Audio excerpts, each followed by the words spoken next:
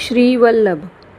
શ્રીમદ્ ભગવદ્ ગીતા અધ્યાય 14 ગુણત્રય વિભાગ યોગ જ્ઞાન યોગ.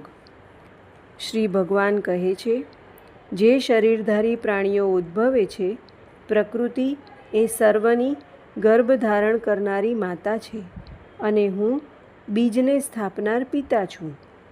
સત્વગુણ, રજોગુણ તેમજ તમોગુણ પ્રકૃતિમાંથી ઉદ્ભવેલા આ ત્રણેય ગુણો અવિનાશી જીવાત્માને શરીરમાં બાંધે છે.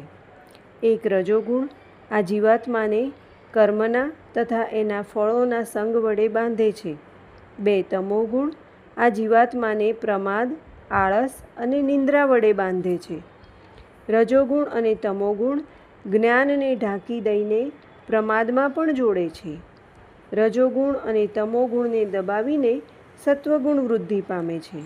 સત્વગુણ અને તમોગુણને દબાવીને રજોગુણ વૃદ્ધિ પામે છે, તેમજ સત્વગુણ અને રજોગુણને દબાવીને તમોગુણ વૃદ્ધિ પામે છે.